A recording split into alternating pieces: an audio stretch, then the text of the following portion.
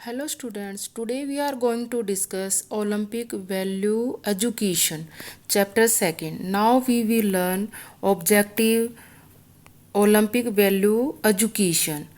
तो फर्स्ट है इसमें Olympics, para Olympics and special Olympics. Second Olympic symbol, idols, objective and value of Olympism. Third international Olympic committee. Fourth Indian Olympic association. तो students इसका एक एक करके हम पॉइंट आगे डिस्कस करेंगे. सबसे पहले है ancient Olympic games and modern Olympics games. तो एंशियंट ओलंपिक गेम्स को पहले हम डिस्कस करेंगे.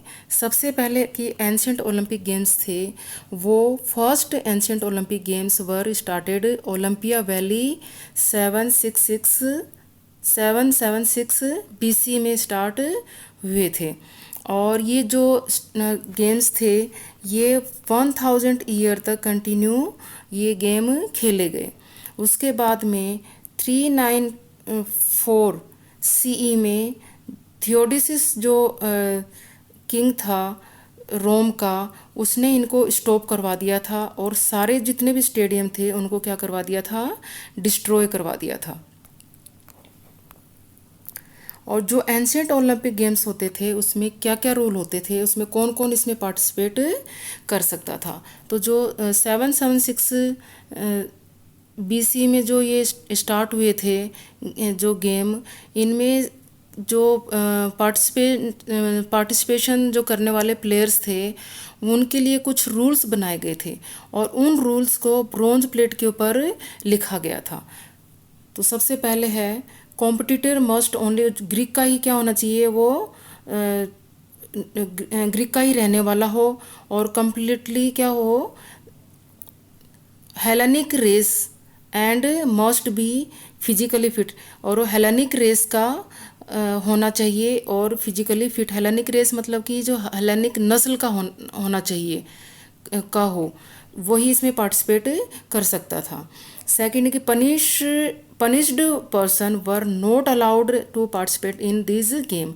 जो पनिश्ड पर्सन है उसको अलाउ नहीं था इस गेम में पार्टिसिपेट करना. थर्ड है कि जो ओलंपिक जो गेम थे वो 1 महीने पहले से ही जो पार्टिसिपेशन जो करने वाले प्लेयर्स थे उनको आना पड़ता था. 1 महीने पहले वहाँ पर रहना पड़ता था और वहाँ पर वो ही रह सकता था जो पहले 10 मंथ ट्रेनिंग करके आया हुआ हो. Womens are not allowed participation in competition और सी दीज गेम्स.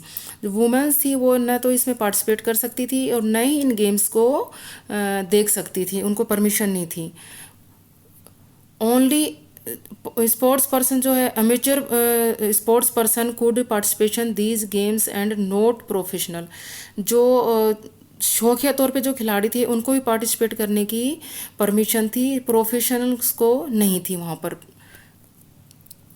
अब आ जाता है opening ceremony games. Opening ceremony में जो पेरेंट्स थे, फादर थे, ब्रदर और जो ट्रेनर थे उनके, वो असेंबल होते थे ऑडिटोरियम में. और ये रूल था कि जो वही पार्टिसिपेट कर सकता था इसमें जो 10 मंथ की जिसने ट्रेनिंग ली हो. और उसके बाद ऑडिटोरियम में हर जो गेम्स में जो प्लेयर्स थे उनको ओथ दी जाती थी. और उसके बाद जो ज्यूस जो हरकोइस थे उनको, वो उनके गॉड थे, उनको पिग की जो है ना बलि दी जाती थी. और उसके बाद स्पेक्टेटर्स थे जो any objection against any player, तो उस प्लेयर को कंपटीशन में पार्टिसिपेट करने की परमिशन नहीं मिलती थी, उसको हटा दिया जाता था. और जिसके लिए कोई ऑब्जेक्शन नहीं होता था वही इसमें पार्टिसिपेट कर सकता था. फिर स्लो गेम्स में बहुत सारे चेंजेस आए. तो चेंजेस में क्या होगा कि इसमें 724 BC में 3 माइल रेस इंक्लूड किया गया, पेंथालोन इंक्लूड किया गया इसके अंदर, हॉर्स रेस इंक्लूड किया गया। और इसमें बहुत सारे जो गेम्स हैं, कुछ गेम्स इसके अंदर इंक्लूड किए गए। और ये जो गेम होते थे ये 5 डेज के लिए गेम होते थे। पहले फर्स्ट डे होते थे ओनली रिलीजियस फंक्शन वर परफॉर्म्ड उस दिन। और सेकंड डे जो होते थे उसमें क्या होता था कि मार्च पास्ट होती थी और इंट्रोडक्शन जो प्लेयर्स का होता था, और चैरियट रेस होती थी, हॉर्स रेस एंड पैंथालोन। तो और उसके बाद थर्ड डे जो होता था उसमें होता था कि जो पिग है उसको सेक्रीफाइस किया जाता था गॉड ज्यूस की उस याद में। और उसके बाद उसमें स्टार्ट हो जाती थी रेस, रेसलिंग, बॉक्सिंग स्टार्ट हो जाती थी। और फोर्थ डे जो है fixed athletic events, wrestling, boxing. Fifth day जो था वो रिक्रिएशनल प्रोग्राम ऑर्गेनाइज्ड होते थे। अब आ जाता है इसमें अवार्ड्स। जो एंशियंट जो टाइम था उसमें क्या अवार्ड मिलते थे उस टाइम। तो एंशियंट ओलंपिक जो होते थे उसमें अवार्ड जो था only food grain and olive leave was given. जो फूड ग्रेन दिया जाता था उनको, और ओलिव लीव जो है वो उसका क्राउन ना उसको प्लेयर को पहनाया जाता था। और poem were composed in praise of winner. तो पोएम कंपोज की जाती थी विनर के लिए। और देयर नेम क्या रिकॉर्ड किया जाता था उसका हिस्ट्री में प्लेयर्स के लिए।